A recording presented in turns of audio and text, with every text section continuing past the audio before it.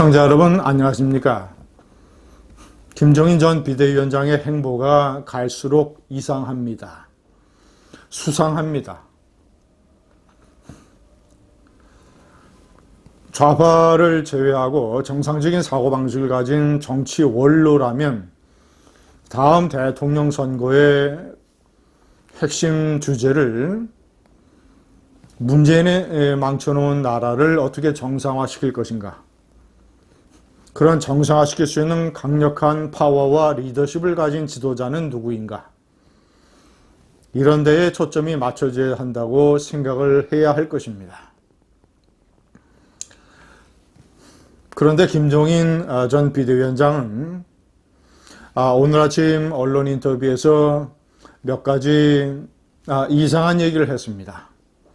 첫째는 지금 국민들의 지지율 1위, 여야 통틀어서 대선 주자 지지도 1위를 달리고 있는 윤석열 전 총장에 대한 이상한 수상한 압박입니다. 그는 최근에 윤석열 전 총장에 대해서 못마땅해 하는 그런 언급들을 해오고 있습니다. 자, 오늘 아침 언론 인터뷰에서는 첫째, 윤 총장이 초조해하고 있는 것 같다. 초조해하고 있는 것이라고 하는 것은 이제 X파일 문제라든가 또는 국민의힘을 입당을 둘러싼 어떤 논란, 뭔가 하여튼 잘 풀리지 않는 여러 가지 국면, 이런 것을 언급을 한 것이겠죠. 두 번째는 윤 총장의 부인 김건희 여사가 자신의 부인, 그러니까 김미경 이화여대 명예교수입니다. 자신의 부인을 만나고 싶어 한다는 얘기를 들었다. 자, 그러니까 구체적으로 만나자는 제안이 왔는지 안 왔는지, 자, 이것은 밝히지 않았습니다. 분명한 것은 만나고 싶어 한다 라는 얘기를 들었다는 것입니다. 그러면서 만난다고 무슨 얘기를 할 수 있겠는가, 이런 식으로 시큰둥하게 얘기를 했습니다. 윤석열 총장이 초조, 그리고 김건희 여사가 자신의 부인을 만나고 싶어 한다. 만약에 그게 사실이라면 왜 만나고 싶어 하겠습니까? 여러 가지로 김종인 위원장이 윤 총장에 대해서 비우호적인 언급을 하고 이런 입장을 취하니까 일단 윤 총장이 김종인 위원장을 직접 만나는 것이 조금 부담스러운 국면이 되고 있으니까 이런 꼬인 실타래를 풀기 위해서 부인이 움직이는 정치, 이런 것을 시작하고 있다는 것을 암시하는 측면이 하나 있고, 또 하나는 최근에 불거진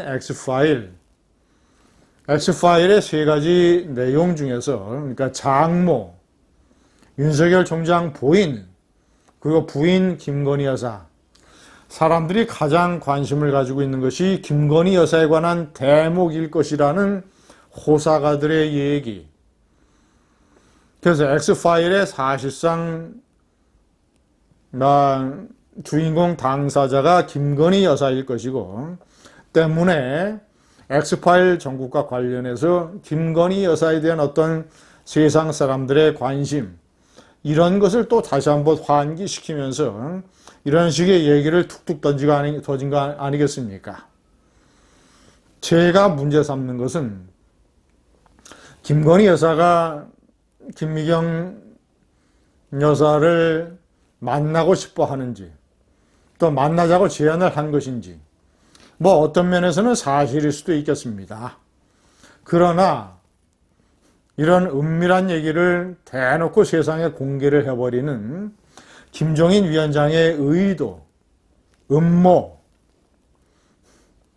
몽리적 고집, 자신이 별의 순간이 오고 있다라고 윤석열 총장을 칭찬했었는데 그 이후로 자신에게 어떤 조언을 구하지도 않고 만남을 요청하지도 않고 이런 식으로 자신의 존재를 제대로 알아보지 않고 있다라는 윤석열에 대한 반감, 이런 것을 노골적으로 암시하면서 상대적으로는 제가 3번에 명기한 대로 최재형 원장에 대해서 상당히 우호적인 발언을 이어가고 있습니다.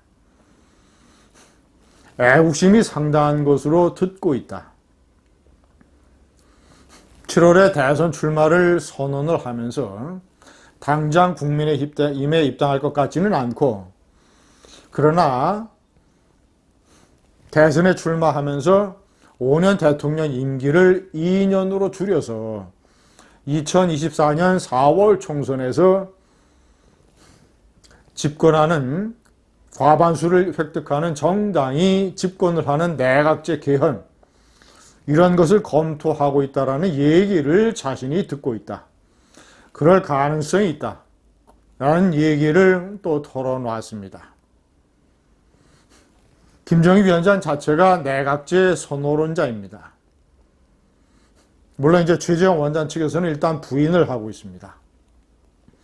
중요한 것은 무엇이냐면, 현재 우리나라 같은 상황에서 내각제가 가능하겠느냐라는 것입니다.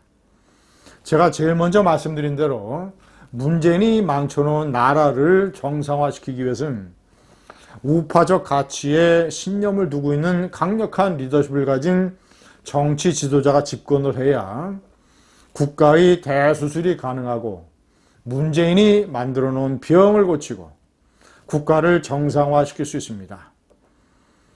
그러나 대통령이 우파가 된다고 해서 의회 권력이 좌파에게 넘어가 있고 많은 제약이 있는데 제대로 통치를 하겠느냐라는 논리로 차제에 아예 내각제를 해버리자라는 논리는 대단히 위험합니다. 한국과 같은 풍토에서 어느 당이 내각제로 집권을 하든 세월호 같은 사건이 하나 터지거나 부동산 값이 폭등하거나 코로나 사태 백신 재앙이 터지거나 남북관계에서 상당한 긴장이나 이런 것이 발생하거나 정치, 사회, 경제적으로 조금만 중대한 일이 터져도 국회를 해산하고 선거를 다시 하자라는 주장이 본물을 이룰 것입니다. 자, 그러면 지금은 5년마다 정책이 바뀌지만 내각제를 하면 2년도 못 가서 정권이 바뀔 수 있습니다. 정책과 인사와 사회의 기조가 춤을 출 것입니다.